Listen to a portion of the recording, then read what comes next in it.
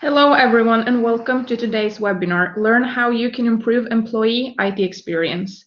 My name is Emilia and I will be your moderator today. I work on the marketing team here at the Fujitsu ServiceNow practice and I'm excited to be hosting this session today.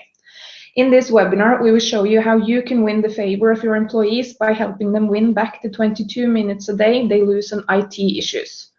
I am pleased to introduce today's speakers, which will be Hannes Hirvikalio, Regional Sales Director in Fujitsu, and David D'Agostino, ITSM Practice Lead in Nexthink.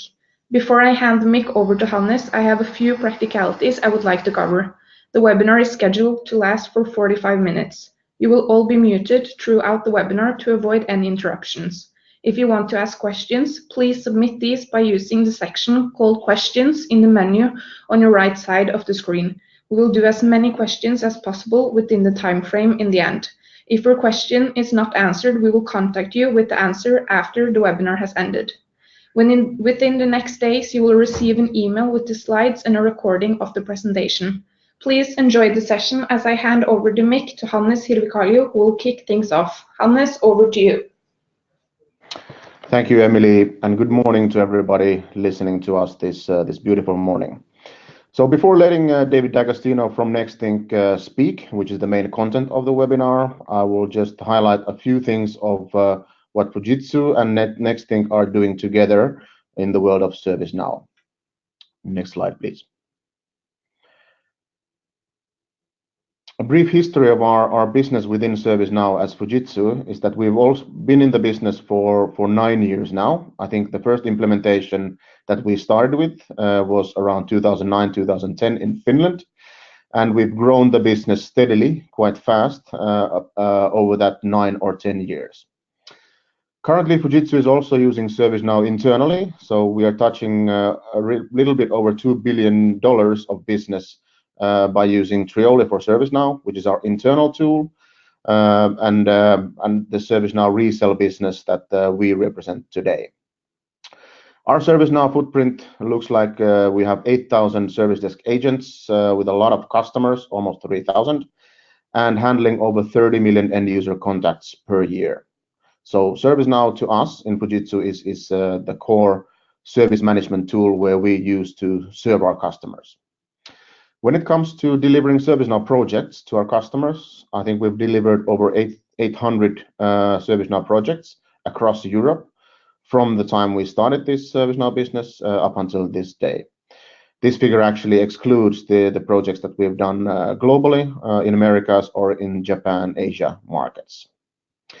And with the 2-year back acquisition of Symphony, Fujitsu doubled the capacity of the ServiceNow team in Europe and really started to use a practice model in order to deliver ServiceNow to our customers. Next slide, David, please. The current footprint, the world map now seems a bit odd colored, but nevertheless, the data is there. So currently we are approximately 400 resources globally within the ServiceNow practice, certified and trained in ServiceNow and Nexthink around the globe.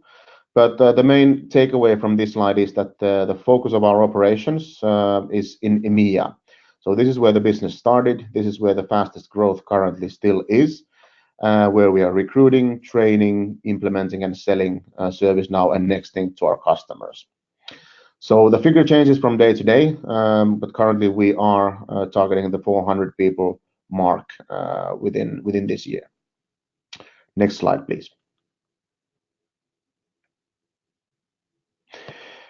When it comes to the offering of what we do in ServiceNow or in Nexthink, we call it a full lifecycle offering. We're not going to go through every single bullet, but I'd like to highlight your interest to the design and development services on the right-hand side of the slide, where we have value-added third-party solutions, which is now the topic of today's webinar. So the ServiceNow practice of Fujitsu operates with a select few partners in addition to ServiceNow, where we see value add in the functionality or the value that they bring to customers. And that is the reason why we deliver those to our customers. So there are not too many partners, but Nexthink is one of those that we are now focusing on strategically by investing in the capabilities in order to sell and deliver Nexthink together with our ServiceNow solutions. If you've been in these webinars before, you probably know our Lifecycle solution story, so we're not going to go through that. Today's webinar is purely focusing on elevating the employee experience with Nexthink. So with that said, I think this was my last slide. Hand over to you, David. Thank you very much. Thanks very much, Hannes. As always, an interesting story. Having worked alongside Fujitsu for years and years, it's really interesting to see how the ServiceNow practice is developing. I'd like to spend a few minutes really just talking about, I guess, what you could almost say is the next brick in the wall of Fujitsu's capabilities, because you know, we're developing a very strong partnership, and really what Nexthink allows any enterprise IT organization to do is extend the view that it has of the IT services that it's delivering right out to the point where you can understand exactly what's happening from an end user's perspective. And we'll spend the next few minutes really talking about that. And to start with, really, I want to take us back a few years. Certainly, any older audience members from the UK will probably recognize this guy, Ian McNaught-Davis, who used to be the BBC's face of technology back in the 1980s. And in fact, what he's demonstrating here is what was at the time kind of leading edge technology. It's something called the BBC Micro, which was a home computer that the BBC was promoting back in, as I say, back in the 1980s. Now, why am I showing you a picture of a guy from so many years ago? Well, the reason is that although the technology that he's showing is, you know, massively different to the technology that we're all using, in fact, right now to deliver this webinar, the processes that we use, for example, ITIL, drilling down, incident management, and so on, probably haven't changed massively in that time. So essentially, you know, the tools that we're using are almost a kind of a legacy set of tools. And in fact, if we think about the implication of that, I thought I'd use a cartoon really to demonstrate that. You know, it's almost as if ITIL should be called Until, because from the end user's perspective, often they never get to hear from IT. They just know that they have problems, and they know that very often those problems or the smooth delivery of IT services isn't done in line with what they think they'd been promised when they signed the contracts.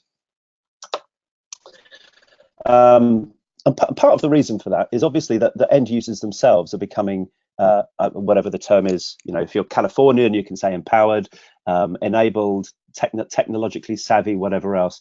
The fact is that, you know, we can all sit at home, log on to LinkedIn, talk to our friends on Facebook and various other commercial strength web tools and be perfectly happy with the experience.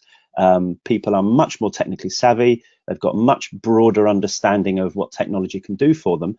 But when they get back to the office, it's often as if they were stepping back those 30 years in time, because, you know, the level of frustration and the level of the perceived lack of delivery according to SLA just seems to be getting worse and worse. And I can bear that out. You know, I'm an IT guy, but a friend of mine is he's a PR guy for an insurance company, and he tells me that every encounter he has with IT is frustrating, because he only ever speaks to IT when something's wrong. And what tends to happen is that IT tell him that they can't see anything wrong, so it must be his fault. So he gets more and more angry, more and more frustrated. And that's not just, it's not just about frustration, you know, because of this lack of technology. You know, we heard the number 22 minutes per day. Information Age, you know, doing a more specific survey in the UK recently found that the average person using technology in the UK is losing something like 9 full working days per year because their technology doesn't do what they want it to. On the other side of that equation, unfortunately, IT executives tell us that they often have no way to detect those problems that people have got. So there's a disconnect, there's a mismatch there. IT thinks everything's great, end users think the opposite. And we've all seen the kind of discussions and conversations that result from that. If anyone's aware of the IT Skeptic, it's quite a well-established blog. It's an IT consultant from New Zealand who really is really steeped in the ITIL kind of law. It's not as if we didn't already know this stuff, you know, from the point of view of many people, you know, that the key thing in terms of measuring IT, measuring the performance and the quality of IT services, is really to understand the end user experience. Now, unfortunately, some of the best practice frameworks that we've all been using for years and years, and you know, we've all got the badges and we've all done the exams. Oftentimes, those frameworks and those management methods and those processes can be a little bit inwardly focused. You know, and ITIL is called out specifically here. You know, it focuses inwards on what IT is doing and really treats end users almost as a byproduct. And as we can see here as well, you know, just as a comment, you know, ITIL is a body of knowledge written by IT geeks for IT geeks and looking very much inwardly on IT. So let's have a little look at the implications on that, and let's start with infrastructure. So if we look at the infrastructure, if we look at if you like, an IT service from the point of view of IT operations, typically the focus, you know, the investment that organizations make on processes, on management frameworks, on monitoring, on tooling, and so on, tends to focus very much into the data center, you know, and pretty much most of the discovery tools and the mapping tools and so on that I'm familiar with from previous lives has focused very much on what goes on in the data center. And unfortunately, I think that gives IT a distorted view of what's going on. You've probably all heard the old one of the watermelon SLA, where everything looks green from the outside, but when you take a little bit of a deeper look inside, everything's red right to the core. And that's a kind of symptom, really, unfortunately. The monitoring tools tell us that the web server's fine and the application server's fine and the network components are fine, so therefore everything must be fine. But unfortunately, what is being completely disregarded is the life of the person who is not only consuming those IT services, but is actually paying for those IT services and expects a good quality of service in return, which oftentimes he's not getting. And in fact, you know, if we look at the hoops that somebody has to go through in order to get to those services, we can see that there's a whole extra set of moving parts, some of which are based inside the user's PC, some of them based in the network between the user and the load balancers at the data center and so on. And as a result, another survey, this was Gartner, I believe, found that regardless of what's going on in the data center, you know, most of any kind of security threat originates from the end user's perspective. Most of the performance issues, the slowdowns, the failed connections, and so on, and the majority of any kind of support issues and so on, all originate from their end user. And unfortunately, a lot of what's happening put to that poor old end user is invisible to IT. It's not measured by any of the traditional metrics. It's not covered by the monitoring tools or the management tools or the processes that are in place. And that actually is significant. You know, that is an avoidable spend. That's IT budget that's very difficult for IT to justify, of an additional, you know, $500 plus per user per year.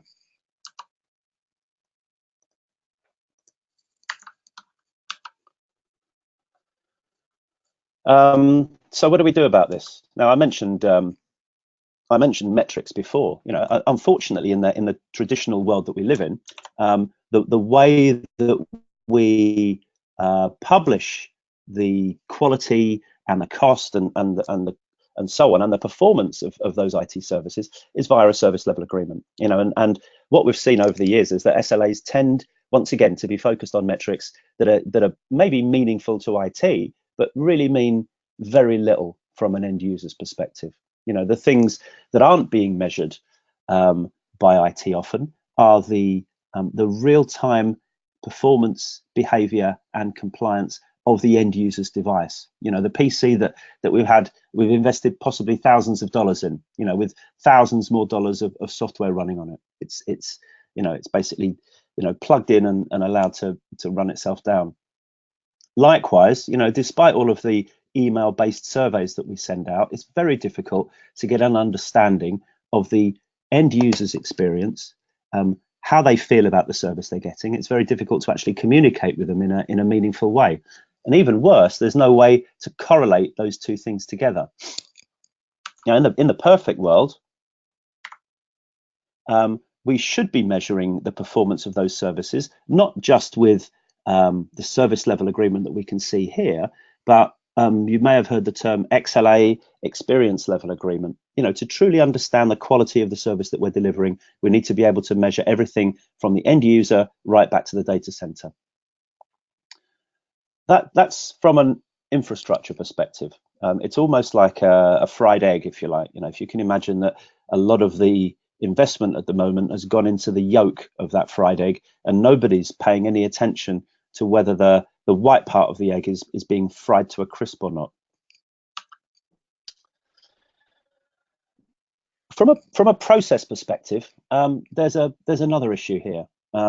Organizations tend to work in comfort zones. CIOs, senior management will often work in comfort zones. And in my previous life, working at ServiceNow, it was quite visible sometimes that often you'd be asked to deploy a new IT service management platform, and the first request would be, I want you to make an exact copy of what I'm already doing, rather than taking the opportunity to become more proactive with the services, to be more shift left, and to be able to become more mature in terms of the delivery of those processes. So what tends to happen, even with organizations who've invested a lot in IT service management tooling, is that people tend to focus on the same old things.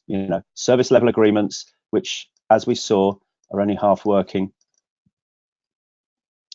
Incident management, perhaps a little bit of problem and change, and so on. So let's go through this a bit at a time. Part of the problem with deploying incident management in the traditional way is that we've still got the same old steps, and very logical and very wise. We've got to record what's going on with the incident. We need to have a report from the end user. We need to find out what his device is doing, and so on. We need to then go through classification, which means categorizing, assigning, prioritizing, all of the kind of triage stuff. We then need to find out what the problem is, fix it, and then close it. Unfortunately, every step in that process lifecycle is fraught with issues. And I'm sure everybody knows that the first thing that happens when the desk agent picks up the phone is that the quality of the information that we're collecting and the quantity of information we're collecting is very little, and it's really insufficient a lot of the time to help us to go through the remaining steps. Likewise, in ServiceNow, there's a field called reassignment count, because it's a fact that tickets will get ping-ponged. They'll get sent from one corner of the building to another. If you've got multiple service providers in place, assigning tickets from one different service provider to another isn't just frustrating and time consuming, it's expensive. But again, because we've got the lack of facts in order to do that job properly, it means that the classification process can be very inaccurate. Likewise, in order to investigate a problem, often you need to send agents, you need to send engineers on site, you need people to remote in, dial into people's PCs, poke around, spend a lot of time and a lot of pain. And unfortunately, that needs to be done again and again. There's a constant reinvention of the wheel going on in terms of reinvestigating problems and so on. And so on. So pretty much every step in the incident lifecycle is could be improved. Let's put it that way. And essentially, what that means is that the number of incidents that are being opened, that is the mean time between failures, is generally lower than we'd prefer, and correspondingly, the time taken to resolve those issues, because of the lack of data, the lack of classification, the lack of good information in the ticket, and so on, often takes significantly longer than it should do. So that's problem number one. You know, incident management is time consuming, it's painful, and it's expensive. But then we need to bear in mind the fact that probably only 20% of the issues that end users are suffering are actually even being notified to the service desk in the first place. So for every one person who phones up complaining that his PC is running slowly, or his ERP client has crashed, or he can't get connectivity to a critical business service, you've got another 5 people who have tried rebooting their machine, they've asked their friend, they've taken the day off, they've gone out for a cigarette, they've waited and made the same mistake again, and so on. And every time one of those people doesn't phone the service desk, he tells his friends. So the perception of IT, if you like, and the reputation of IT suffers as a result. Because for every, and this is basically based on some surveys that we did a while ago, you know, for every few incidents that actually get opened at the service desk, people, significant numbers of people were suffering from the same issues over a period of time. And unfortunately, it was found as part of this survey that potentially, because the machines, you know, machines are conforming to a standard build, or whatever the case may be, multiple devices could potentially suffer from that same issue as well. So I guess the picture we're painting here is that IT really doesn't have a complete handle on the life that end users are experiencing, and it doesn't have a handle on the quality of services that are being delivered in terms of how they're actually being consumed by people. So where Nexthink can begin to help here is that we can, because we've got complete visibility of everything that's going on, not only on an end user's PC, but also visibility of the services that he's consuming, the network that he's consuming, the programs that he's running, the slowdowns that he's suffering, the users that are logged onto his machine, and so on. We've got the ability not only to improve the rate of reactivity, that is, perhaps allow level 1 support to fix things that would previously have needed level 2 or level 3 support, but also to be able to seek and destroy. So essentially, Nexthink running on a device can identify a problem, either fix it before it impacts the user, or notify the end user and allow him to authorize remediation work that can then take place automatically on that end user's device. And the beauty of that is, if we spot it once without it impacting an end user, we can then go and proactively identify every other machine where that issue is happening. So a customer of ours in the US, an insurance company, has reported that before Nexthink, they were having something like 50,000 end user opened incidents per year coming into their service desk. After Nexthink, it's down to 12,000. So that's whatever that is. That's a 25% of the tickets now being opened directly as a result of Nexthink's proactive capabilities. And all we're talking about here is the operational side of things, incident management. Now, if we look at the broad capability of ServiceNow, you know, it's far more than a service desk tool. You know, it's a tool that gives you, you know, in their words, a single system of engagement, a single system of record. And in order to deliver services effectively, ServiceNow provides tools not only to help you to do incident management and problem management. It gives you the CMDB. It gives you the ability to manage costs. But going further back, if we go back across the ITIL event horizon here, as well as operations. We've got transition, we've got design, we've got strategy, we've got processes here that are intended to improve the quality of services, and as we can see in the title here, gives you the opportunity to design services with the suffering taken out of them, with the incidents never happening in the first place, which is the holy grail. And the beauty is that because of the way that Nexthink works, essentially we've got the ability to extend the CMDB, build a service model out from what's going on in the data center to real time what's going on across the entire estate.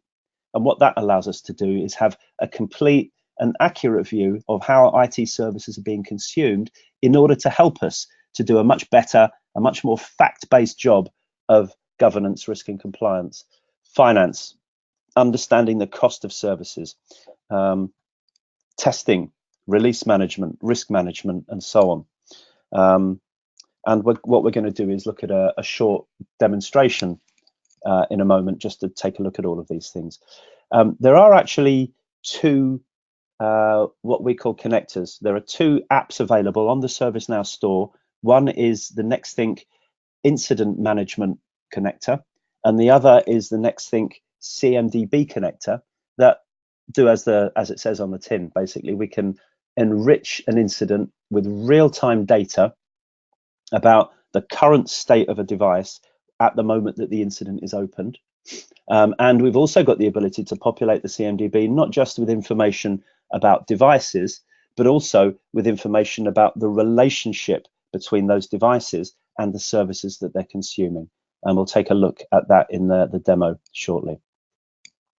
The other piece here, in fact, if we come back here, we'll see that there's a component here, surveys, and whether you call it CSAT or whether you call it, Net Promoter Score or whatever the case may be, it's a recognized and important part of the continuum, the ability to collect survey information. Unfortunately, the kind of email-based surveys that we're all familiar with tend not to be very heavily subscribed to. Customers that I've spoken to, for every 100 email invitations that get sent out to do a survey, maybe you get 5 back, a 5% return rate. And typically what happens is that the people who answer those surveys are either really, really happy or really, really unhappy. There's really no insight into the mainstream consumption of those services. And we'll take a look at how Nexthink can support that end user feedback, engagement, and an understanding of how they're consuming those services. Because otherwise, trying to send an email-based survey is a bit like trying to trying to feed pigeons by running after them. And now I mentioned XLAs, experience level agreements, and what Nexthink also has in place, because it's got this unique capability to measure everything that's happening from the end user's point of view, both from the point of view of his device, but also from the point of view of him, is that we've built something called the Digital Experience Improvement Cycle. And that's a bit of a mouthful, I know, but essentially what that is Nexthink's approach to being able to deliver according to XLAs. What it does is give us the hard data, the hard facts, the hard information that really give us a view of how those IT services are actually being consumed. And the net result is that rather than having people throwing their PC at the wall or whatever the case may be, we're finding that the end users are much happier with the experience that they're receiving from a Nexthink powered implementation. Now we're going to jump into a short demo. As you heard earlier, if anyone's got any questions or needs more information, then I believe these slides are going to be made available, but you can pop questions into the question box, and after the demo, time permitting, we'll go through as many of those questions as we can. So now let's jump into the demo without further ado. So hopefully, what everyone can see here should be relatively familiar to you. It's a ServiceNow screen. And there's a couple of things to look at here. The first is, let's just say I'm opening an incident record, and typically, as a standard incident form here, and typically what would happen is that the desk agent would be required to fill out all of this by hand, have a long conversation with the end user, not always accurate, not always up to date, not always complete. In this case, we're able to start to pull in some information. I've typed in the caller's name here. Notice here that we've got a couple of additional little icons that have been added here by the incident connector that we've installed here, the Nexthink incident connector. And if I click show related devices, tiny bit inaccurate, but essentially it's showing us here everything that Nexthink has seen of Devin's consumption of IT. And we can see here that he's been using the ERP service. And also we can see here that he's been using this particular device. So I'm going to go out on a limb here and say, well, let's put that into the CI field. Notice PAR 187. And if the demo gods are with us now, we should find that in a very short number of seconds, we start to get some additional information on the screen. So, I am getting a crash when I run the ERP module. And as always, real life demo here, let's show you on another screen.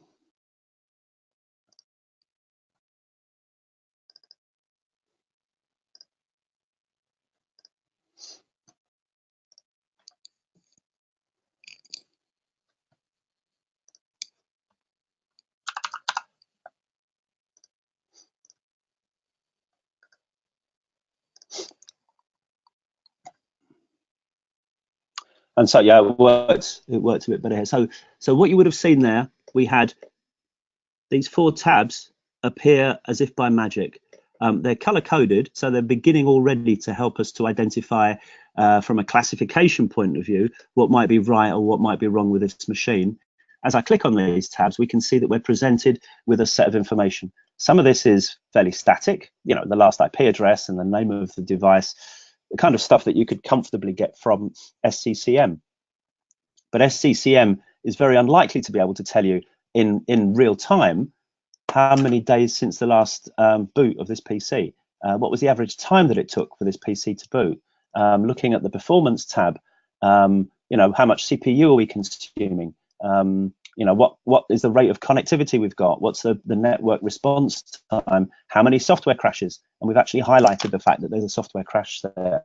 So we basically populated these tabs with all of the information that's relevant to you as a desk agent or as a level 2 agent or whatever the case may be.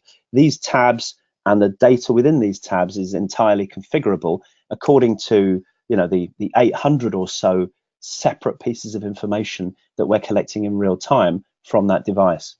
And I guess the point about this is none of the data that we're showing on this screen is more than 30 seconds old. So we're collecting fresh, current information about that device. Likewise, I can click on device compliance and it can immediately tell me, for example, whether I'm in compliance. Do I have my firewall switched on? Is my operating system up to date? Even, am I running as an administrator when perhaps I shouldn't be running as an administrator?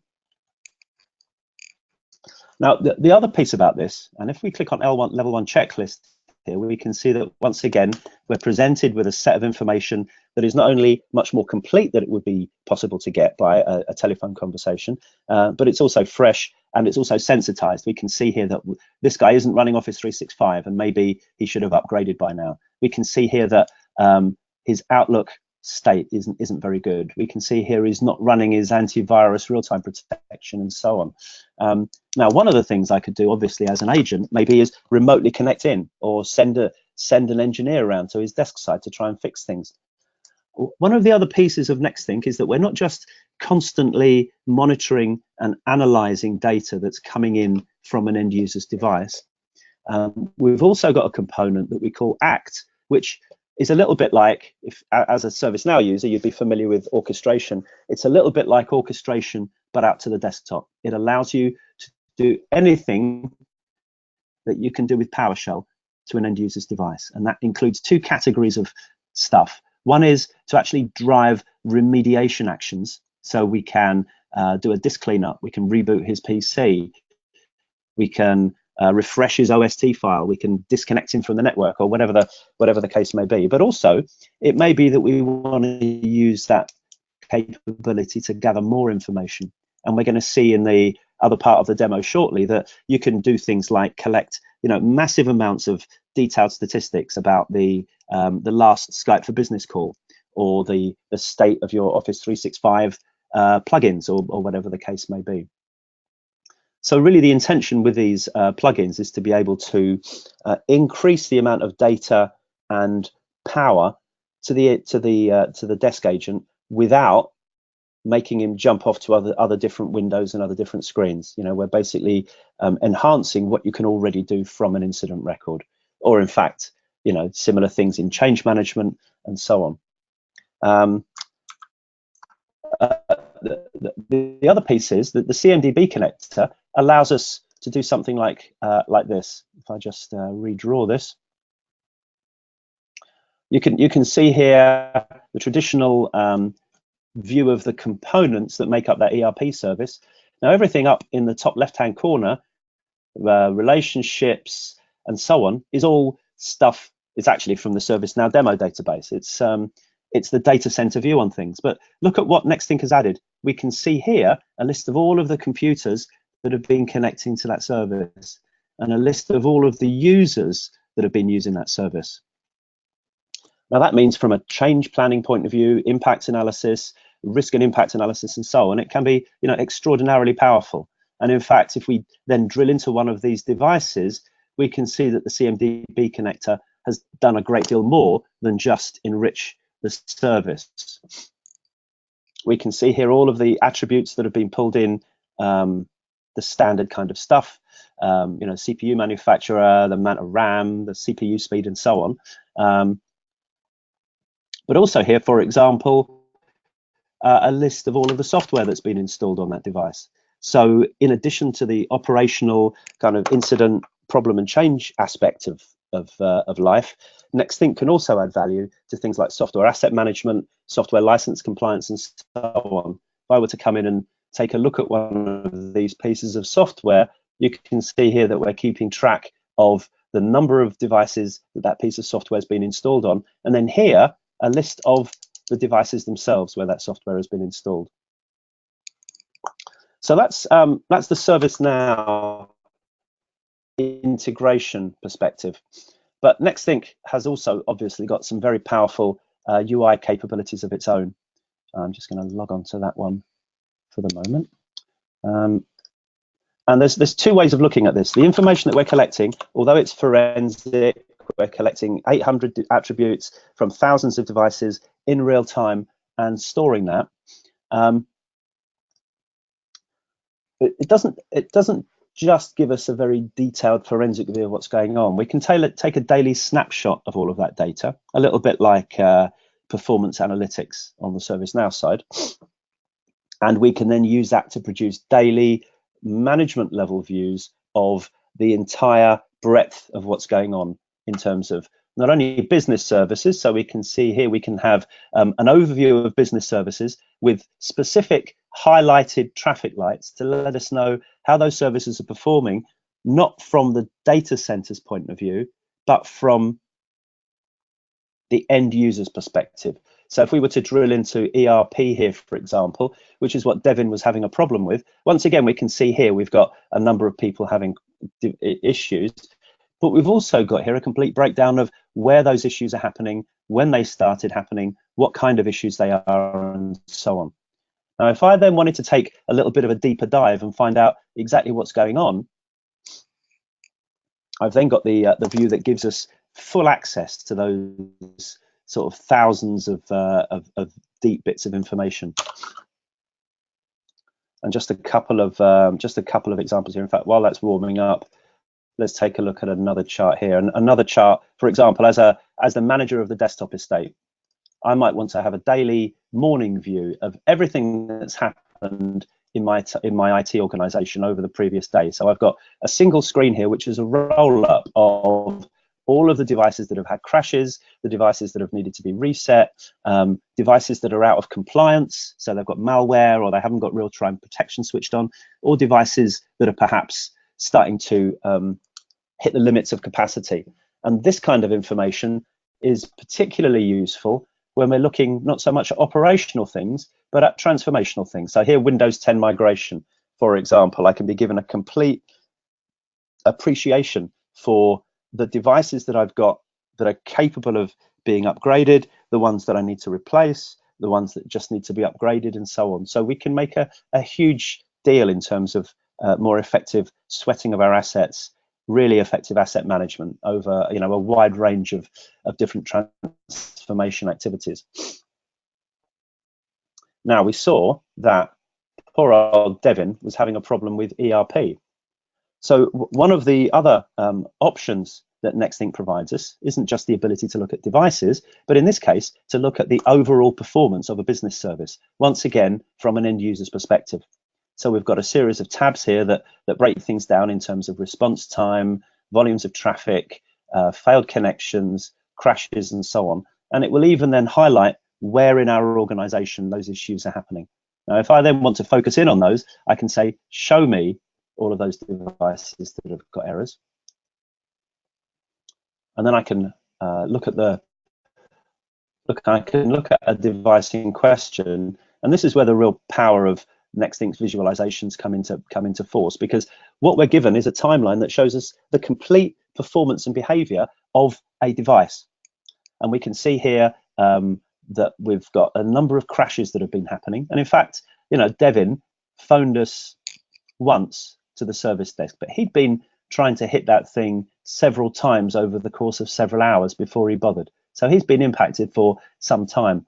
With Nexthink, we'd have been able to see that immediately, potentially open a ticket immediately, certainly perhaps kick off some kind of automated remediation in order to try and fix that for him. The beauty here is, though, that not only have we seen that there's a crash, but as I look on this timeline and I look on this line called new binary, we can see that we've actually just installed a new version of that binary. And it was immediately after we installed that he started having the crashes. So my problem now is I've seen that 7 people have had crashes, but we've got much more than 7 people who might potentially have this issue. And so then we can start to take action. I can either come here, custom actions, perhaps open a change request in ServiceNow to back it out. I might want to go directly to SCCM and schedule an uninstallation or a reinstallation or a backout of this particular software. I might want to take one of a number of remote actions to do investigations. What I might also want to do, though, is just let these people know that something's going on. So in our campaigns capability, I can actually proactively send a notification just to those affected users, preemptively warning them with this little pop-up screen, preemptively letting them know that there's an issue, we're aware of it, it's going to be fixed, don't call us, we'll call you. And even here, the ability to put in some little kind of workflow behind that. So enormously powerful capabilities. And that's the same tool that allows us to do the surveys that I mentioned earlier on. So I can schedule a regular survey in multiple languages. Instead of asking people to click on an email, I can have a little pop-up here saying, do you want to fill in a survey? Well, I'm very happy with my service desk. The things I'm happy, they answer quickly, they solve my problems, and I usually understand what they're talking about. Maybe the things that I don't like, sometimes they're not very friendly. Maybe they're in a hurry, I don't know. But you can see how much easier it is to be able to respond to that kind of thing and capture information that we can then correlate in real time with the device performance itself. And I see now I've been speaking a bit too much. We've come to close to the time. I don't know if there are any questions or any comments or observations. Yes, we do have a question here. How is the interaction with PA for predictive analysis? Very good question. So I guess so. The way that the management dashboards that we were just showing work is in a similar way to the way that PA works, in that we take a daily snapshot of the critical KPIs that exist in Nexthink, and we put them into these dashboards. Now, obviously, if a customer is already using performance analytics, there's nothing to stop us considering Nexthink as a source of valid data to the existing process. So we can take an extract of the relevant metrics that we're collecting in Nexthink and feed them into ServiceNow so that it can be used within the standard performance analytics charts if that's an approach that that you require. No problem with that. Thank you, David. We can take one more question before we end this session for today. Are there connectors to external analytics tool, for example, Tableau? Out of the box, I'm still using that term. So we have two connectors, but what we do have is a very well, three connectors actually, because we've got a Splunk connector, so we absolutely can perform that function directly into Splunk with a pre-built integration. But typically the way those integrations work is to make kind of SOAP-based calls. So we've got a pretty comprehensive API. So if you wanted to extract data to put into things like Tableau and other tools, then it would be a very straightforward process to design those extracts and and to run them on an automated basis. Yeah, thank you. We have received some more questions, but I think we will contact you and answer your questions after we have finished this session, as we're running out of time. But we hope that you found this session useful. As already said in the beginning, you will receive an email with the link to the presentation and also the recording. If you want to get in touch with us regarding Nexthink, please feel free to contact Hannes or any other in our sales team who will be able to give you more information. We frequently host webinars related to the ServiceNow platform, so make sure you follow us on LinkedIn to get the updates or visit our website where you can sign up for our newsletter. I will end this webinar by wishing you a great day. Thank you. Thanks very much. Thanks, everybody.